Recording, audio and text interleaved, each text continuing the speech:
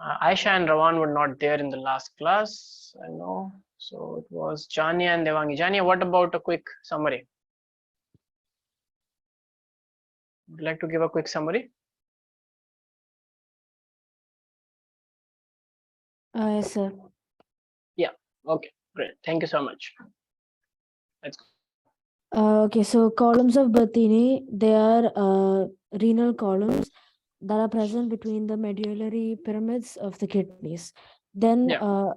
nephrons, they are structural and the functional unit of kidneys. They help in the filtration of blood that produces urine. And then you have Bowman capsule. It's a double walled cup like structure which encloses the glomerules. Glomerulus. Okay. Yes, sir. Yeah. Continue. And Then we talked about urine formation. so the first part, glomerular filtration, that is the filtration of blood on an average around 1 to 2 liters of blood per minute is filtered. The epithelial cells of Bowman capsule have filtration slits through which the filtration happens. Yes. And then through a process called ultrafiltration, almost all the components This process is called ultrafiltration, where through the slits, you're mentioning some slits, right? And these cells are called podocytes of the epithelial cells in the nephrons.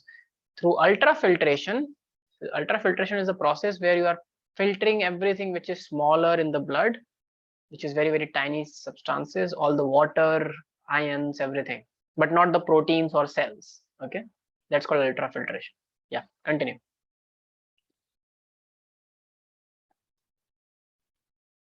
So through ultrafiltration, almost all the components of the blood plasma, it passes through the Bowman's capsule except for the proteins.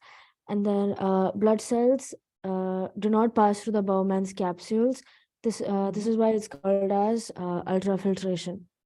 Yeah, even the proteins do not pass. Okay, so when you are defining ultrafiltration, do not forget to mention that even the proteins do not pass through the Bowman's capsule. Then glomerular filtration rate is the amount of filtrate that is formed by the kidneys per minute. Yes. And what is that rate? How much is it? 125 ml per minute. So that's 180 liters in a 24 hours. Yeah, in a day, which is too much, right? Tremendous amount. It's so huge that we don't even have that amount of liquid. So if the filtration rate is so high that it can filter out 180 liters in 24 hours, we will just die within an hour or something if we allow the kidneys to just throw everything that it filters.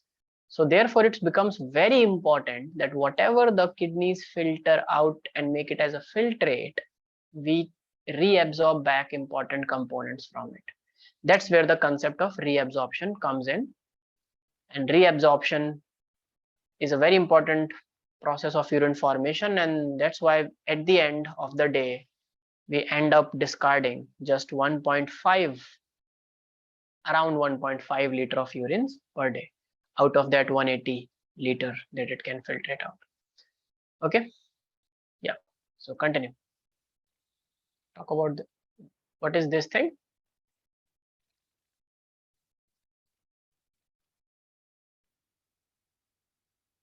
What does this diagram tells you about? You are mute if you are speaking, I think. Jania? Okay. Yeah. The proximal convoluted tubule, it has cuboidal epithelial cells. That is the brush border epithelium. It's used for reabsorption, and this increases the surface area. Yeah, I should write it there.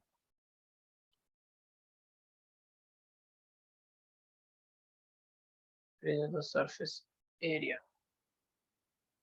Okay, continue. So it reabsorbs bicarbonate ion, potassium, water, and then sodium chloride, and H plus and NH3. It to maintain the ionic balance, the PCT selectively secretes these ions.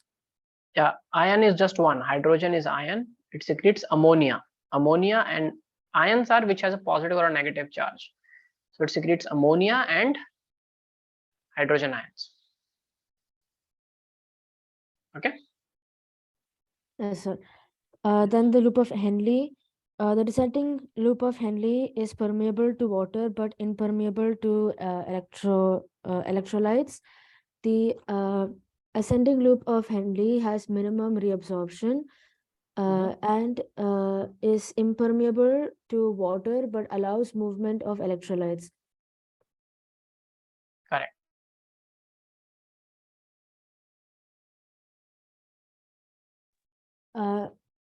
Then you have the distal convoluted tubule. In distal convoluted tubule, a conditional reabsorption of sodium chloride, bicarbonate ion, and water takes place, and Yes. the conditional secretion of potassium, hydrogen, and ammonia is also there. Correct.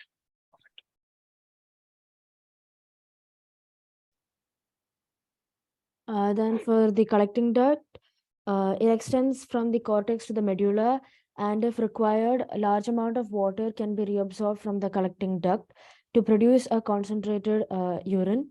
While doing so, the collecting duct allows some urea to pass through.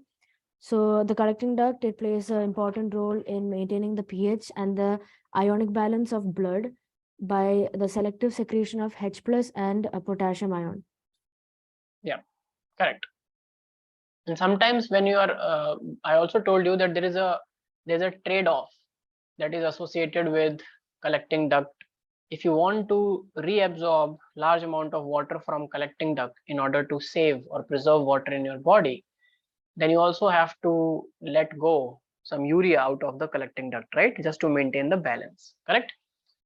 So that urea leaks out or has to be go back basically to the body tissues, but from it does not go like and cause toxicity too much, because it can again, whenever required, it can be put back into the ascending loop of Henle, correct? Yes, sir. Yeah. Okay, very good. Okay, thank you so much, Chania. I think I will also allow Devangi to go for the other part, the counter current mechanism. We could not finish it completely, but yes, Devangi, would you like to take on counter current mechanism? Sir, actually, I didn't see the recording. You were not there. You did not. You were there, like you joined the class, right? No. Yes, sir, but I was disconnected in the beginning only. Okay. So okay, sorry. Okay, so anyway, so let me take to the counter current mechanism then. So as we discussed, I told you that what is counter current mechanism?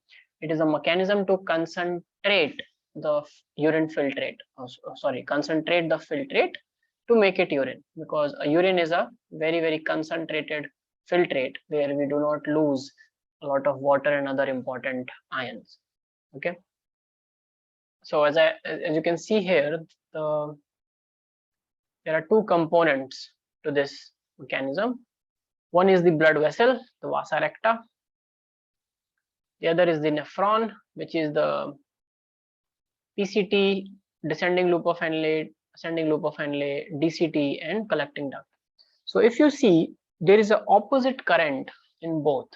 Okay, so let's first define. I think we defined it. Did we define counter current mechanism?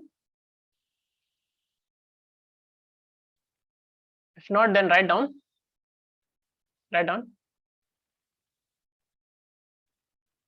The transport of substances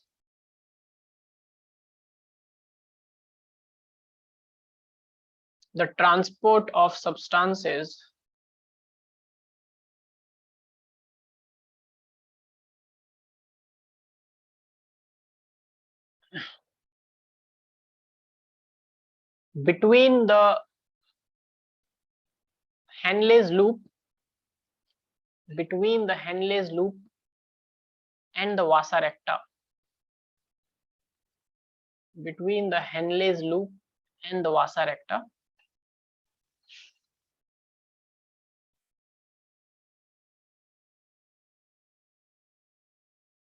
which is facilitated by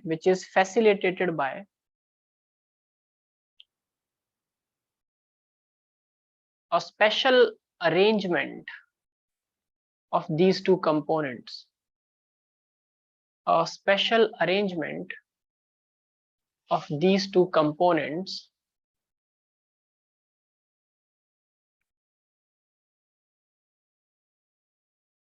which these two components forming a counter current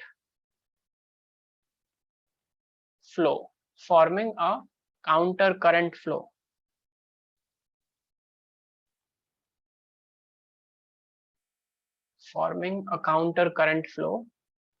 is called the counter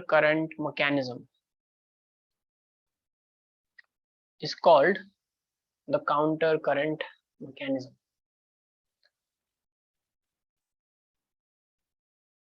Write down next point. This mechanism helps to maintain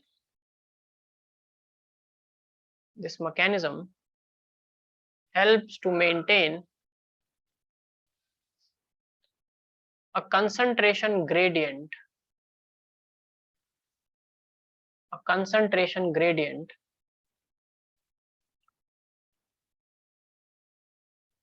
in the interstitial tissues of the medulla, renal medulla. Concentration gradient in the interstitial tissues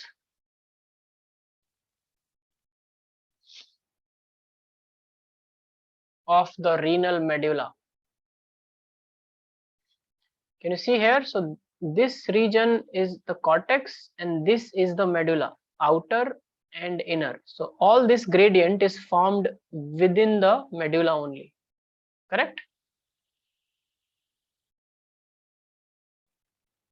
Can you see that, people?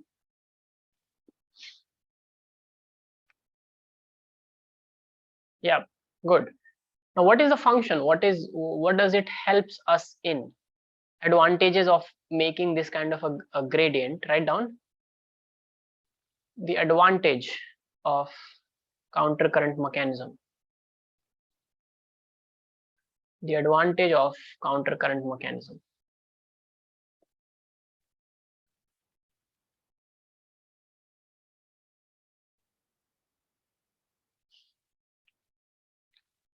So write down the formation of such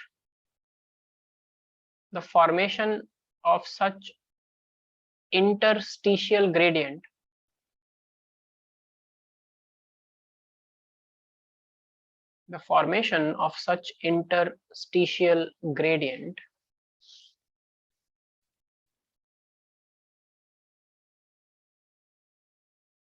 helps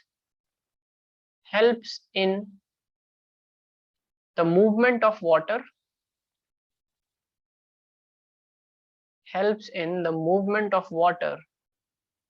from the collecting duct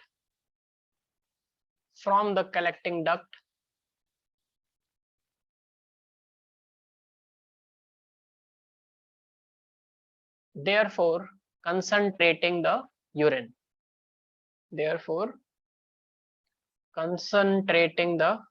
So which means losing less water. Therefore concentrating the urine.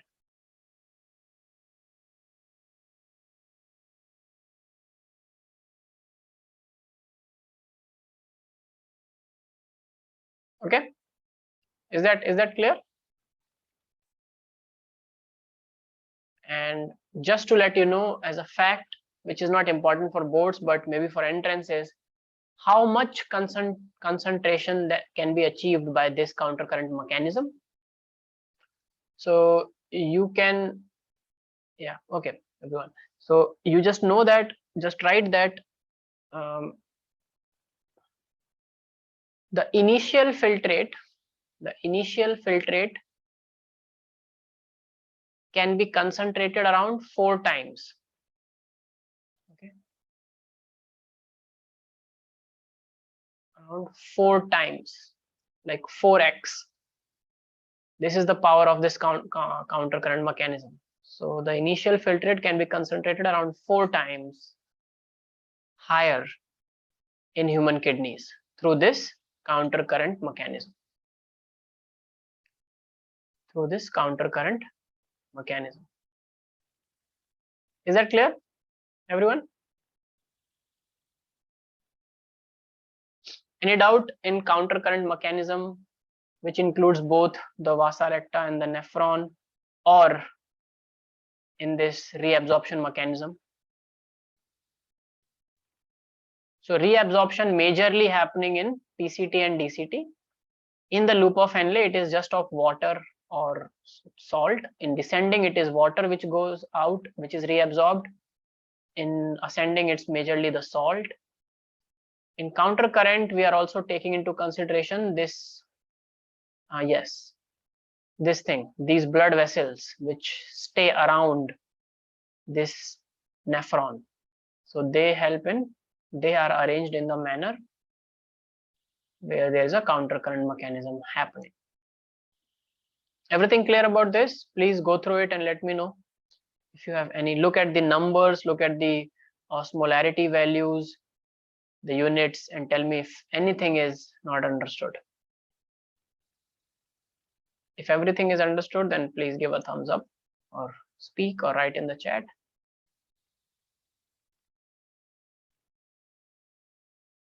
Okay, everything seems clear. Very good. So Aisha, Rowan, and Jania. Devangi, what about you? You can take some time if you are looking at things. No problem. Done. Okay, cool. Very good. Now, enough of me talking. So let's do one thing. It's time to be some of you to teach. So come to your NCRT, people. Open your NCRT. There is one small part which is called regulation of kidney function, and it is somewhere also related to the hormonal regulation that we studied, okay, before this. So let's do one thing. So Ravan. Yes, Ravan. Yes, okay. So Ravan, can you see 19.5, unit 19.5 in your NCRT? Yes, sir. Yeah. So it has how many paragraphs? Yeah, it has majorly two paragraphs. The upper top, which starts with the functioning and ends with the GFR. Correct? Can you see that, Ravan? Yeah, I can. Yes. So I give you 3 to 4 minutes to read that paragraph. Okay. And you have to concise that paragraph into just 3 lines. What is the major thing that we all need to know in 3 lines? The second half I want to give to Devangi, because Devangi have already talked about something called as ANF, atrial natriuretic factor. Remember, Devangi, ANF from the hormonal control and coordination part? Yes, sir. Yeah. So the part which starts with GJA, juxtaglomerular apparatus. GJA, first of all, write down the full form of GJA. You can keep calling it GJA, but it means juxtaglomerular apparatus. Okay, this is what you are seeing here, this part. Okay, yeah. So that second half of that paragraph you will read and let us know. Again, you have to concise it in because it has 3 hormones, so I'm giving you 4 lines. Okay, Ravan and Devangi, is it clear to both of you? Yes, sir. Very good. So the time starts now. Others can also read in the meanwhile. Please do it. It's a part where you people do in class activities. Yeah. So 3 lines Rawan, 4 lines Devangi.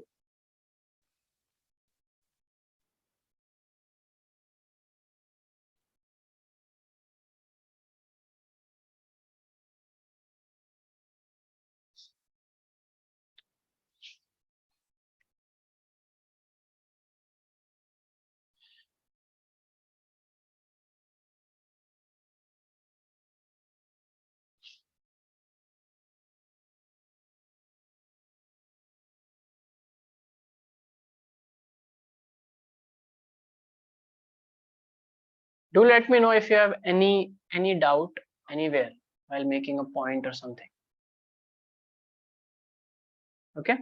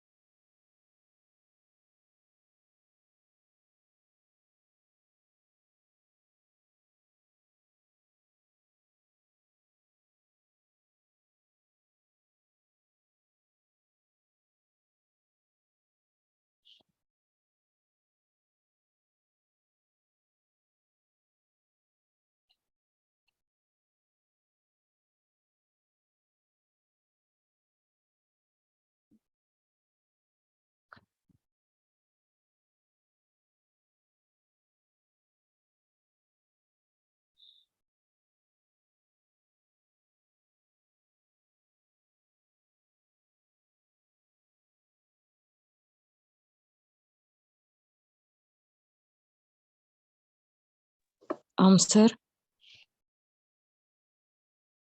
Yes, yes. Sir, I have a doubt. Mhm. There is a sentence which starts with ADH facilitates water reabsorption. From, yeah, right. Yeah. Thereby preventing, how to pronounce that word? Diuresis. Diuresis. Okay. So What does it mean? diuresis means too much of diluted urine or too much of urine in volume which contains lot of water. Okay. Polyuresis means frequent, like you are urinating very frequently in a day. Diuresis means, so the sentence means ADH, it helps in water reabsorption. So when it reabsorbs water, it prevents diuresis, which means it prevents any human to form more urine than required or to waste too much water in the urine. Okay, to form more diluted urine. Yes, So sir. diuresis means diluted urine in or a large quantity of urine. So is it like a disease? Diuresis is a symptom. It's not as such a disease, but it is a symptom that is present in many kidney disorders or kidney infections. In fact, even in case of diabetes, you will see diuresis and polyuresis happening. Okay? Yes, sir.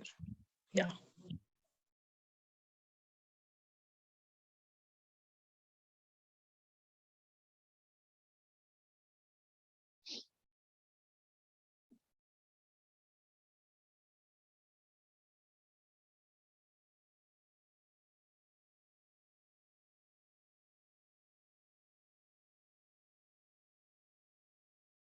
Devangi, are you going fine? Yes, No sir. problem? Okay.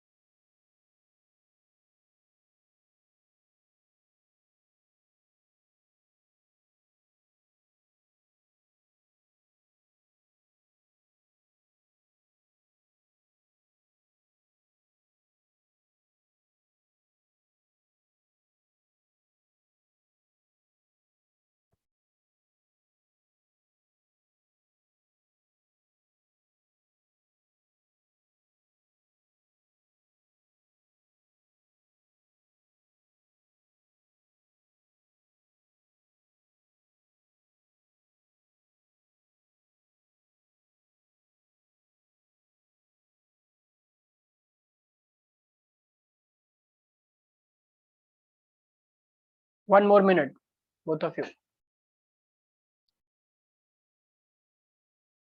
And I hope that others are also paying attention to this activity because it's turn wise. So next is your turn.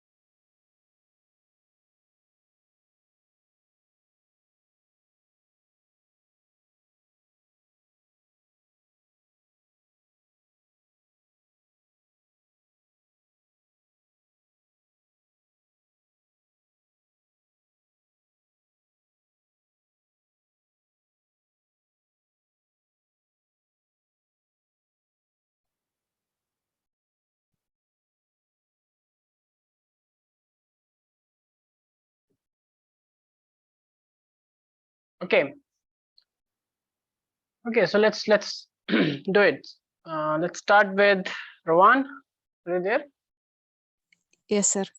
Yeah, so we are going to do regulation of kidney function.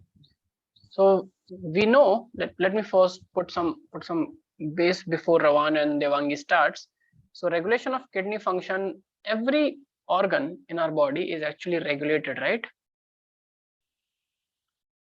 Or by some or the other. So mostly brain is also associated in regulation of a lot of organs directly. And most of the time this regulation is done through hormones or other kind of releases that are done by either the organ itself in a feedback loop or the brain. So let's see, how does the function of the kidney is regulated? What regulates the kidney function? How does the kidney know when to increase the amount of water in the urine, when to decrease the amount of water in the urine, when to reabsorb more, when to reabsorb less, etc., etc. Okay, yes, Rowan. So what do you want? What would you like to tell us as 3 important points? So in this paragraph, we have 3 main points, which is the functioning of the kidney and about the ADH and what does it facilitate. The functioning of the kidneys are mostly monitored by the hormonal feedbacks mechanism, which involves. So I'm writing KF here. KF means kidney function. Okay. So as Rowan, okay. I'll be interrupting you in between, Rowan. I hope you don't mind. Okay. No problem. Yeah. So the kidney function, as Rowan is saying, is monitored. KF is monitored by a feedback mechanism, and mostly it's a, as I told you, in this case also it's hormonal feedback mechanism, right? Yeah, it can be hormones or releases, as you mentioned. Yeah, so hormonal feedback mechanisms, and it involves what? First, it involves hypothalamus, JGA. So there's a talk between hypothalamus and JGA is juxtaglomerular apparatus. The glomerulus, that whole apparatus which is present in the kidney, okay, itself, and Then there's a talk between heart. Yeah. Am I correct? Yes. And then heart can talk back to hypothalamus, and hypothalamus can also talk back to heart. So this is the whole feedback mechanism that works, right? Yes, sir. Yeah, what happens after this, like in this mechanism? Okay, so now we talk about the osmoreceptors and how they are activated. So they're activated when there's a change in blood volume. Yes, right. So first, no, I was just telling that what are osmoreceptors. As the word suggests, these are the receptors in our body which can sense the change in osmoregularity of our blood. Okay, so in the blood, whenever the blood becomes thicker or thinner, or the amount of water or dissolved solutes in it changes, some cells can know about it. Basically, the ionic concentration, the fluid volume of the blood, etc., etc. Okay. Yes, sir. Yeah, continue. So the osmoreceptors, as you mentioned, they are activated, for example, by change in the blood volume, if they're thick, or the blood gets lightened up, body fluid volume, and ionic concentration. It can get activated when there is excess loss of fluid from the body. So these activate these receptors, which Okay. then stimulate the hypothalamus. Great. So osmoreceptors are activated, which sends a signal to hypothalamus, right? Yes. Correct. And they mostly gets activated, as Ravan is saying, when the body fluid, the fluid content in the blood, in the body itself, also in the cells and tissues, decreases. Correct. When Yes, we sir. lose fluid, yeah. So we lose fluid through more urination, which is diuresis, or polyurination, which is polyuresis. So also sometimes, during winter, cold temperatures, the urge to urinate is more frequent, right? We go to washrooms more frequent when we feel cold. That's also where we are losing water. Or when we are during the extreme summers, when we are sweating like anything, then also we are losing a lot of liquid from our body and blood, right? Yes, tell me, then what happens? It goes to hypothalamus, and what does hypothalamus do? So the cycle is osmoreceptors, then hypothalamus, and then a new form, which is ADH, or vasopressin. Yes, so ADH is a hormone, okay, which is Yes. released from hypothalamus. So hypothalamus releases, write down, ADH. It is called anti-diuretic hormone. Anti means against, diuretic hormone means it is against diuresis. So it does not allow diuresis to happen. So anti-diuretic hormone, okay, also called as vasopressin. This is the other name of the same hormone. It's called vasopressin. Okay, Yes, vasopressin.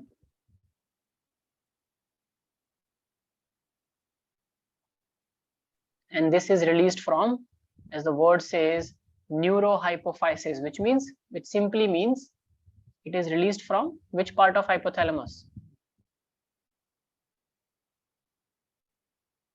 Anterior pituitary or posterior pituitary? Interior. No, posterior.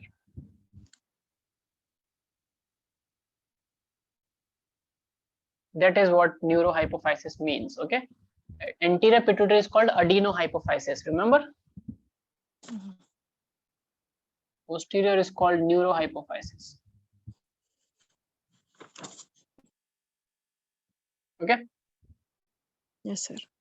Yeah. Okay, continue.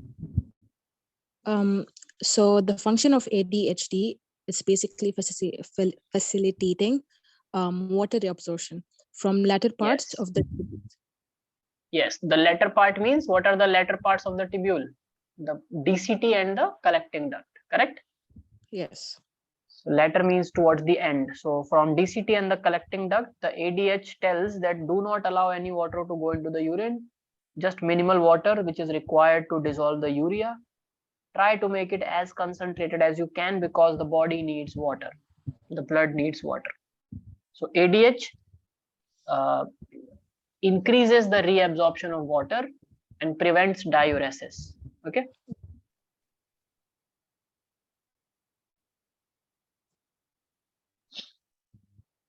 And the reason ADH is called vasopressin because it actually constricts, or in a way you can say it constricts the blood vessels. Okay. So vasopressin, vasa recta, it suppresses the vasa recta, it constricts the vasa recta. That's why it's called vasopressin. And whenever you suppress or kind of constrict any pipe through which any fluid is flowing, what happens? Simple rule of physics. What happens when you constrict a pipe through which a fluid is flowing? If you constrict it, there will be increase in that pressure of the flow, right? Yes, sir. Yes or no? Have you used hose pipe to water the garden?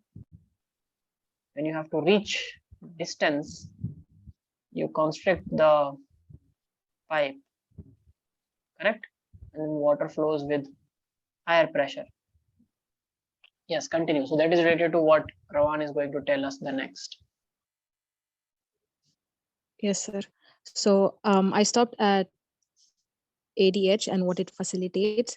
So by facilitating water reabsorption from latter parts, like the tubule, by doing so, it prevents diuresis, which basically means too much of urine, and that urine contains much of water content. So an increase in the body fluid volume can also switch off the Osmo receptors and suppress the ADH release. Yes. So remember, in the first place, why did the Osmo receptors get activated? Because there was a decrease in body fluid volume. So they got activated. When you will increase the body fluid volume back again by releasing ADH, the Osmo receptors will be switched off. And similarly, after the Osmo receptors are switched off, nothing will be able to send a signal to the hypothalamus to release ADH. So ADH release will also go down, right? Yes, sir. Yeah, so that was the whole pathway. Correct. What is the third point, the last point? The last point will be knowing about how ADH can affect the kidney function. Yes. Yeah. And it does so by constricting. No, ADH was anyways affecting kidney function only. It can also affect the kidney function in another way by affecting the blood vessels. Yes. Yeah. So when it affects the blood vessels, it causes an increase in the blood pressure. Yeah. And when the blood pressure is increased, it increases the glomerular blood flow, and thereby Yes. the JFR. Yes. So what is GFR?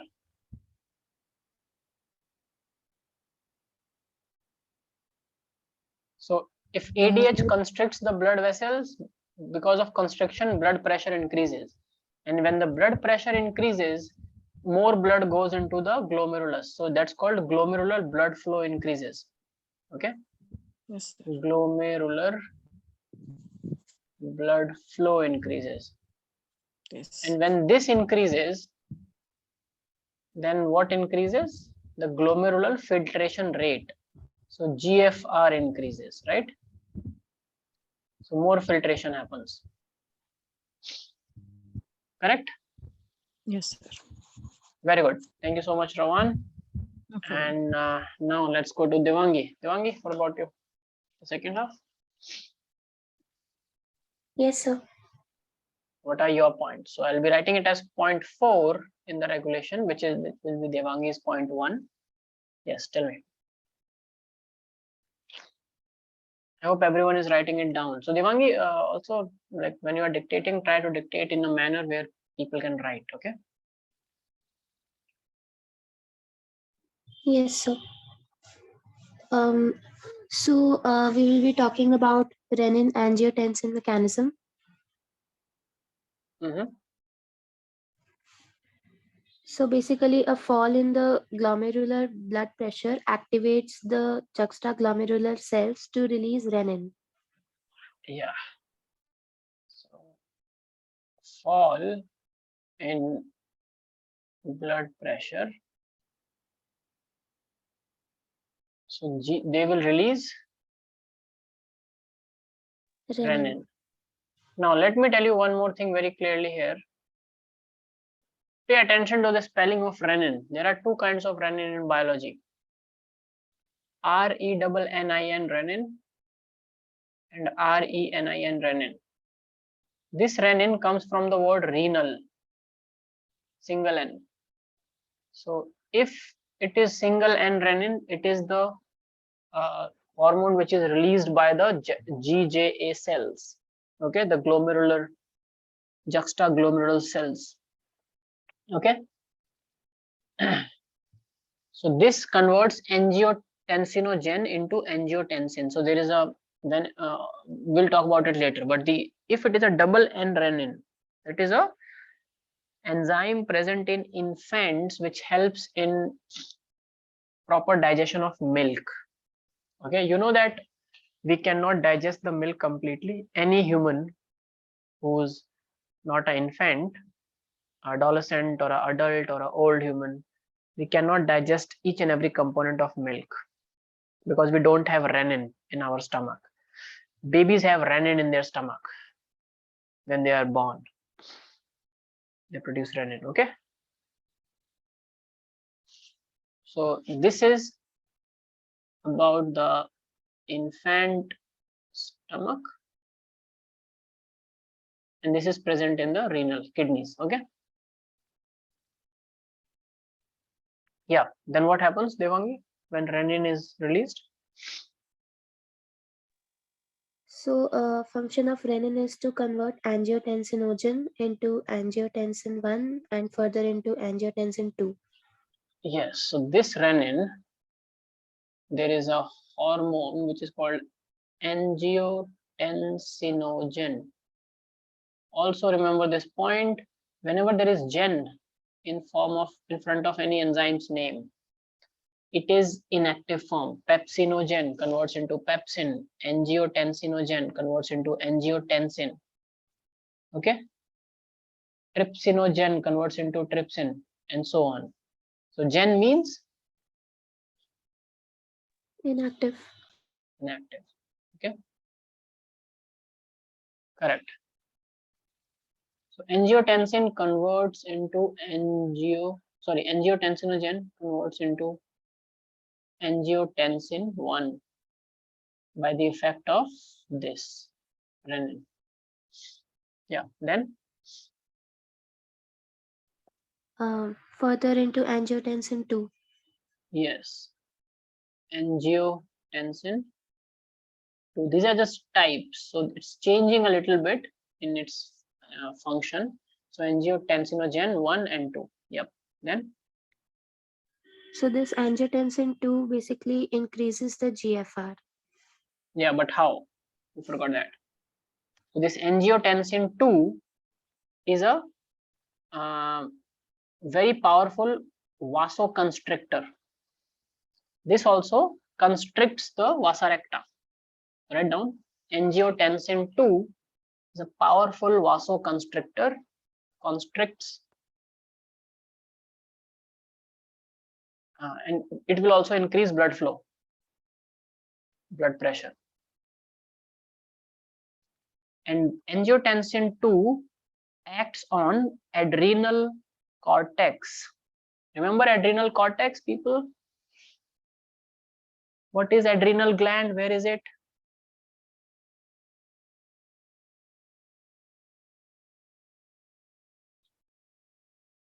Where is it? You must be remembering it, Devangi. Adrenal cortex, where is it? Yes, above kidneys. Yes. And it has a cortex and a medulla. So from the adrenal cortex come aldosterone, right? It is a hormone released by adrenal cortex. That hormone, so this angiotensin acts on, it is released from kidneys and it acts on the adrenal gland. which is just sitting on the top of kidney like a cap, and acts on adrenal cortex, and then this adrenal cortex releases aldosterone, a hormone by the adrenal gland. Okay, and this causes aldosterone. The function is reabsorption of sodium and water from DCT. Okay, distal convoluted tubule.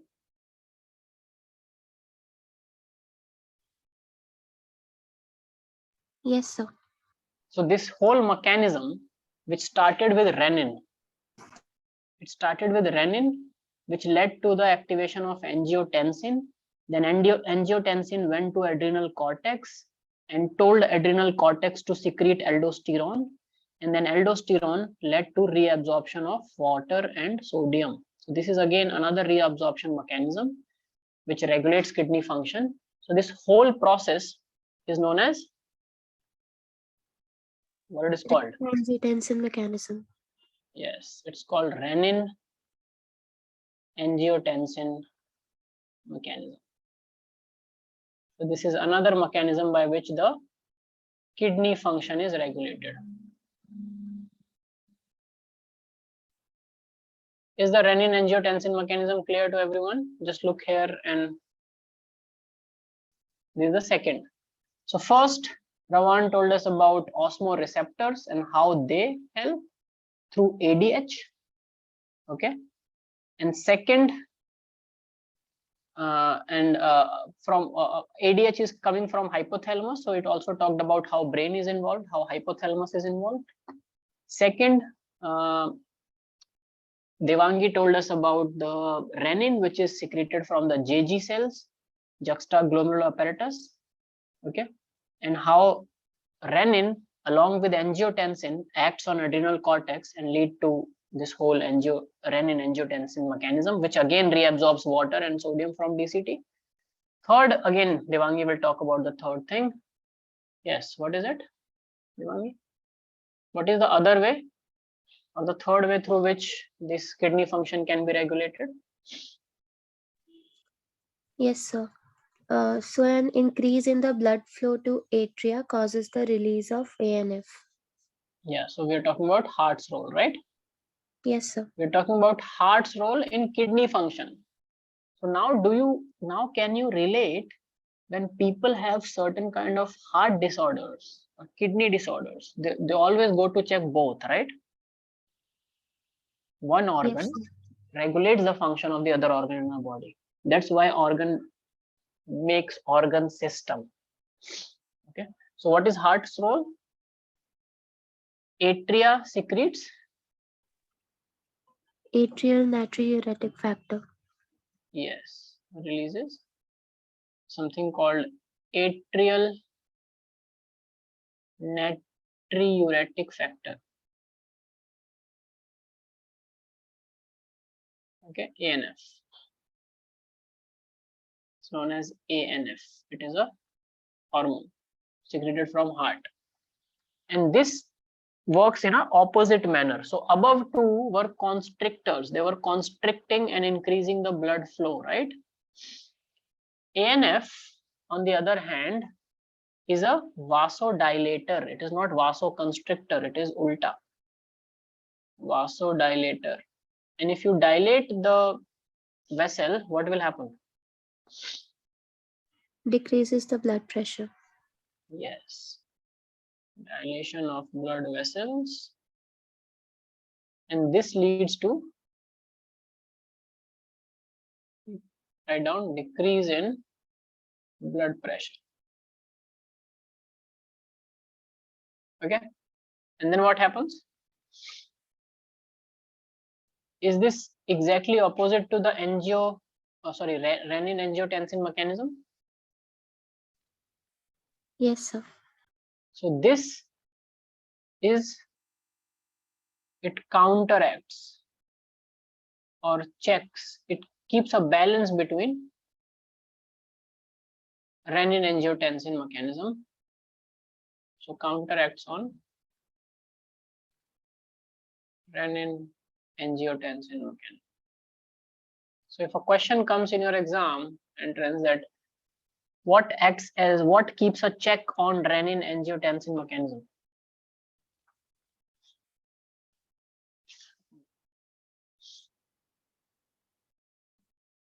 ANF. Yes, so you can say the heart's role, the atrial releases of ANF.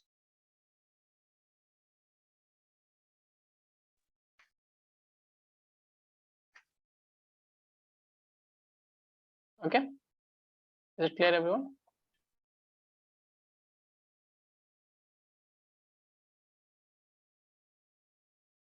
So write it down.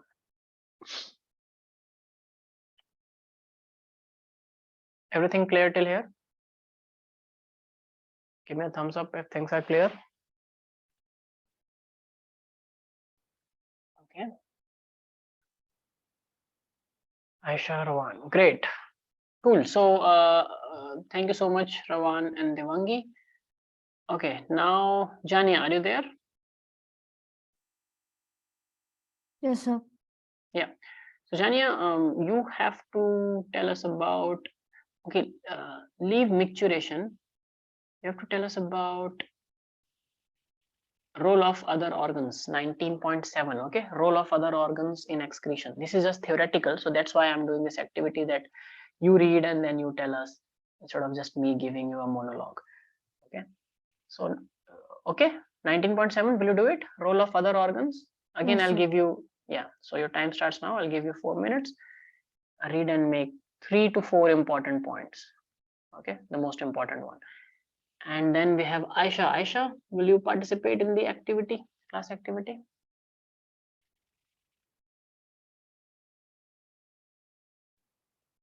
Aisha, are you there? Yes, sir. Okay.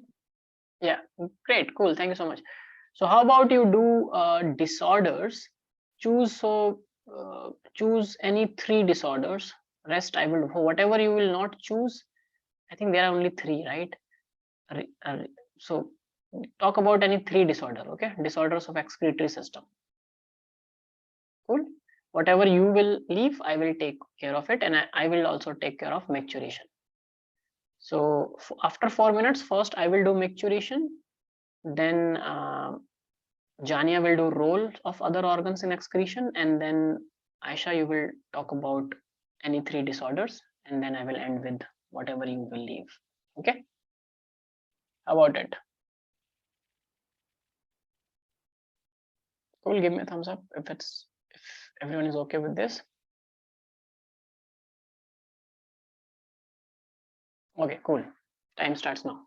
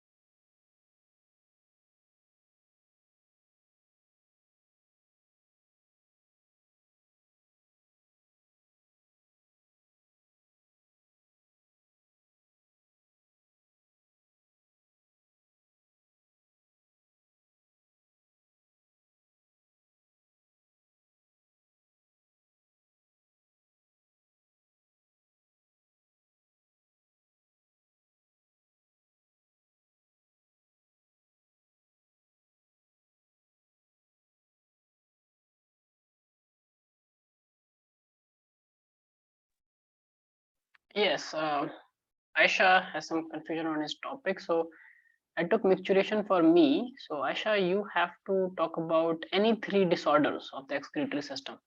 So it's a small paragraph. Just take, let's say, okay, renal failure, renal calculi, or uremia condition, something like that. Okay, anything, any 3. Okay, Aisha. Okay, sir. Yeah, and do it fast because just a couple of more minutes.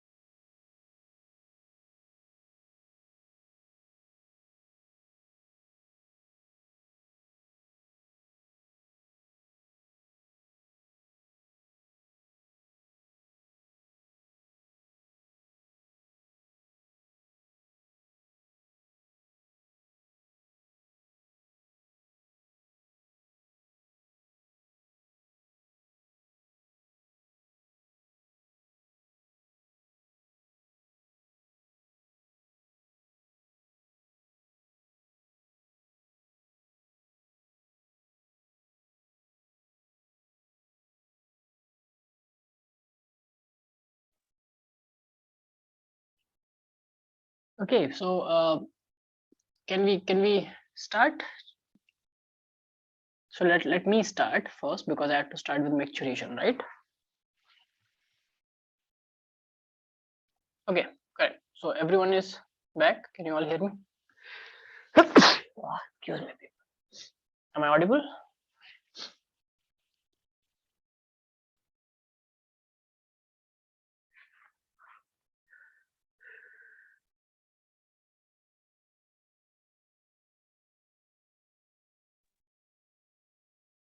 Yeah. Okay. Cool.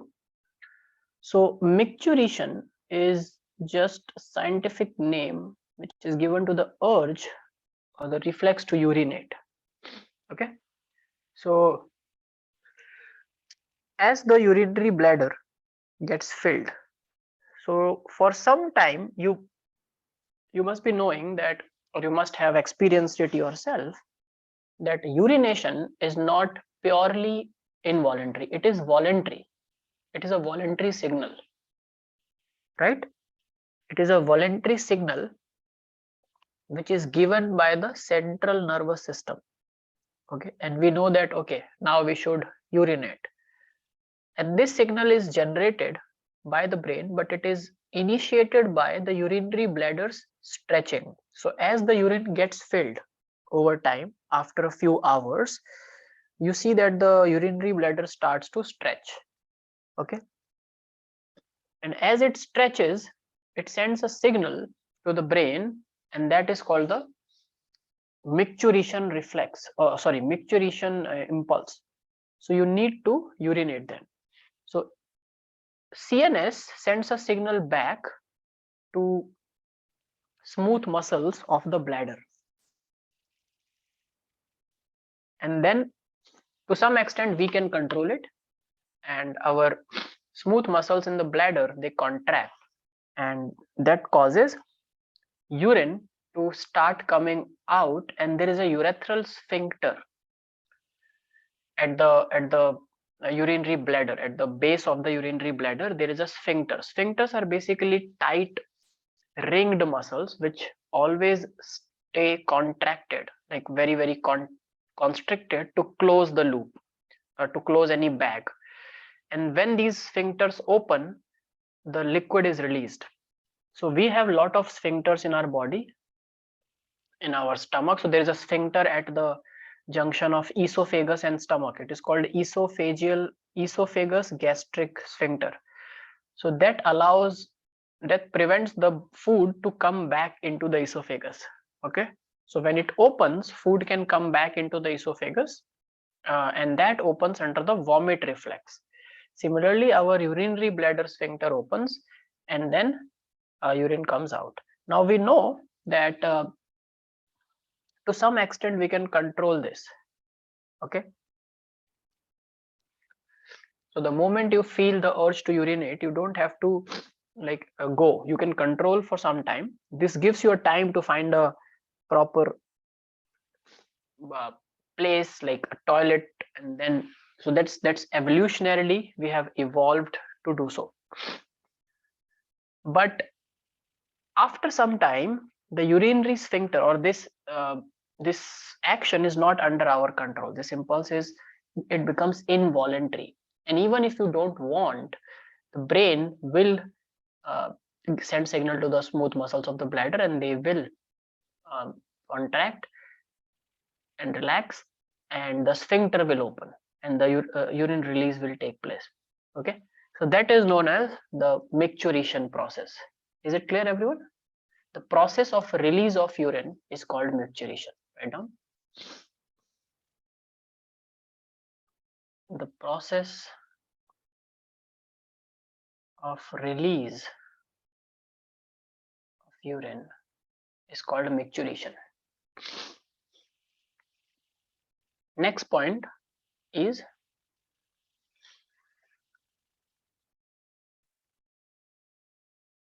the signal for micturition. The signal for micturition is initiated by stretching of the urinary bladder muscles. Stretching of the urinary bladder muscles as it gets filled by the urine. As it gets filled by the urine.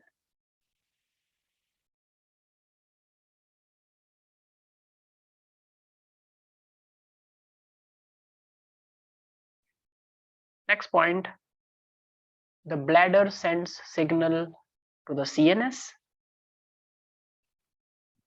The bladder sends signal to the CNS.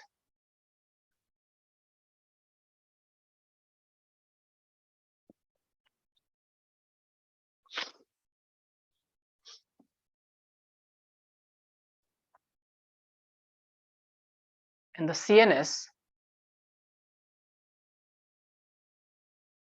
the CNS sends a message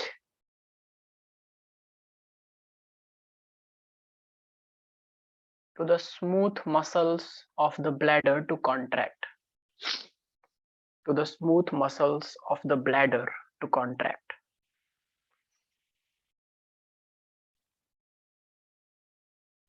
And the urethral sphincter to open. Sphincter is ASPHINCTER. Sphincter. And the urethral sphincter to relax.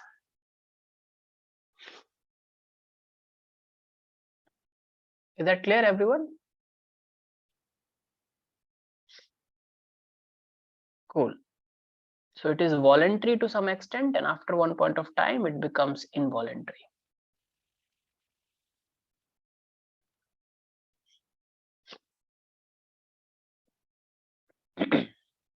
And another point is like as I told you, humans excrete around 1.5 liters of urine per day, and in that 1.5 liters, it is slightly acidic. Urine is slightly acidic. It has a pH of around 6. And in a day, in that 1.5 liters, we excrete out around 30 grams of urea. 30 grams, okay, of urea.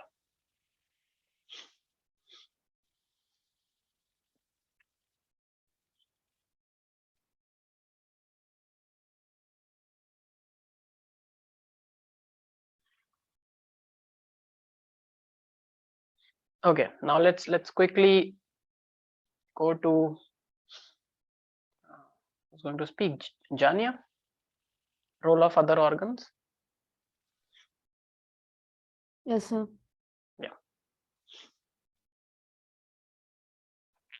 Tell us, what do we know about role of some other organs? Now these are small portions, maybe big questions won't come from this part, so yeah, tell us. Okay, so other than kidneys, you have the lungs, liver, and the skin that also help in excretion. So Yes. lungs, they remove large amounts of CO2, that's approximately 200 ml per minute, and large quantities of water every day. Yes. And then liver, it secretes bile-containing substances like bilirubin, biliverdin, cholesterol, degraded steroid hormones, vitamins, and drugs. And then the sweat and the sebaceous glands, they eliminate through secretions. So the sweat that's produced by the sweat gland, it's a watery fluid containing NaCl, small amounts of urea, lactic acid. So the main function of sweat, it is to provide a cooling effect on the body, but it also helps in the removal of waste. And then the sebaceous glands, they eliminate substances like sterols, hydrocarbons, and waxes through sebum. And Sebum is that oily substance that is secreted from our pores, on face. So people say that someone has a oily skin, right? So that oily skin is because the sebaceous glands are hyperactive and they produce more sebum. Okay, that's sebum.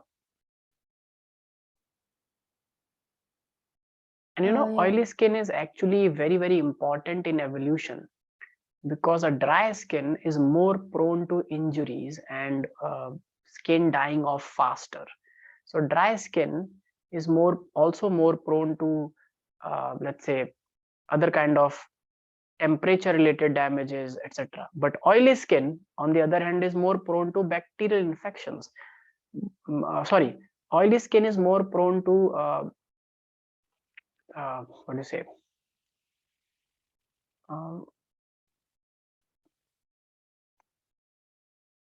forgot that. Yeah, so oily skin protects from kind of infections, because a layer of oil on the top of the skin does not allow many bacterial and fungal growths to happen on our pores. But nowadays, in like humans are very hygienic, they take care of their skin and wash the face regularly. But in nature, when it was evolving as a feature, oil on the skin used to be very beneficial. Okay, still oily skin is a predominant feature in human population, and to get rid of it we use anti-oil agents to clean and wash the face. But yeah, we got it in evolution. So yeah, it is a way of excreting out substances. Yep, that's it, right, Yes, Jania? sir. Yeah, I think all is covered. So we also talked about it earlier. Now, disorders of excretory system, I think Aisha just lost the connection and she is not here. So let me just quickly go over the disorders of excretory system myself. If you will join, then yeah. I don't think she is joining back anytime soon. So in every chapter of human physiology towards the end, whatever system we are studying, we have to study about some disorders of that system. So similarly, there are disorders of excretory system as well. Now, kidneys can malfunction due to multiple reasons, because again, it's an organ, it is prone to diseases, disorders, injuries, and due to which the thing which is urea, which should go out of the blood, stays in the blood.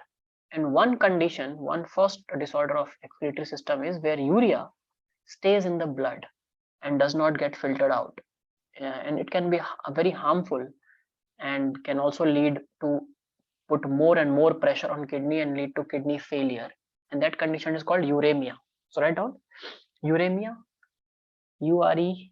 Uremia is a condition where urea accumulates in the blood due to kidney malfunction.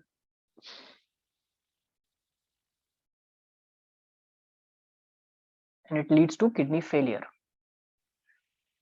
So in kidney failure patients, we have a process, artificial process of removing urea, which is called hemodialysis. Have you heard of hemodialysis?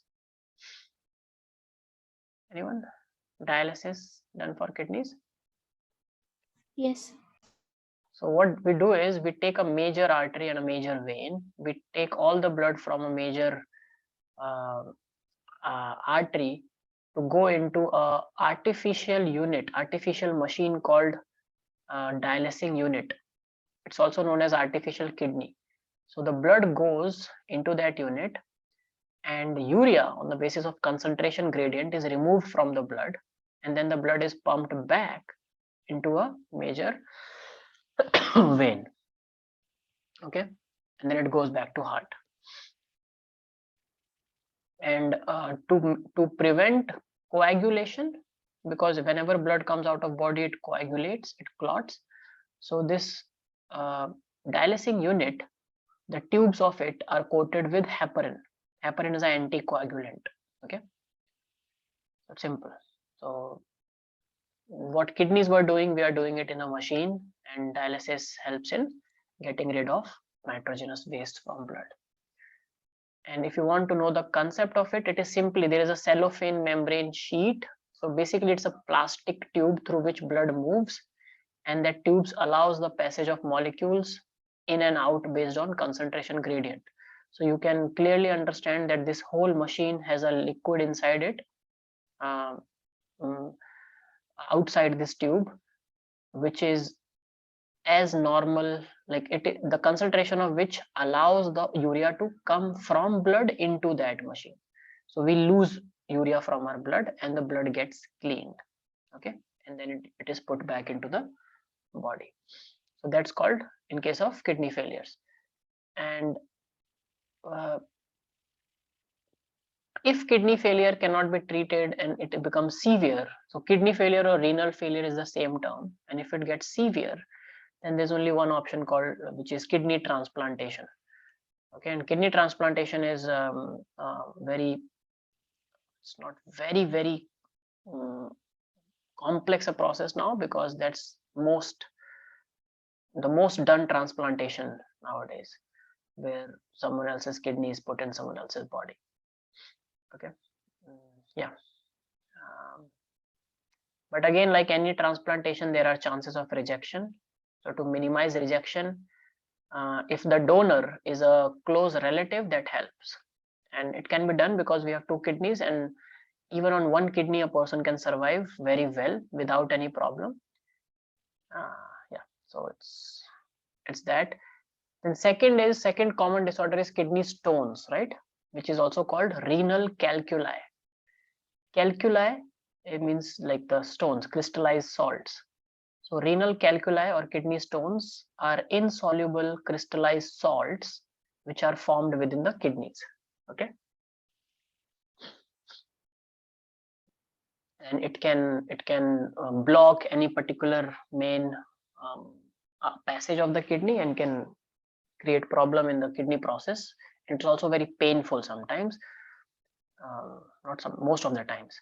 That's why it needs to be removed, and that can easily be removed by a surgery.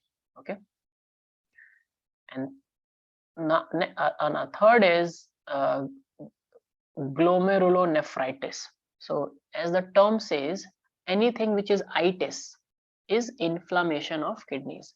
Sorry, inflammation of that thing. Itis means inflammation. If it is arthritis, it is inflammation of arthro, which means joints. If it is conjunctivitis, it is inflammation of the conjunctiva layer of the eyes, where people wear this black goggles then to not spread it to others. If it is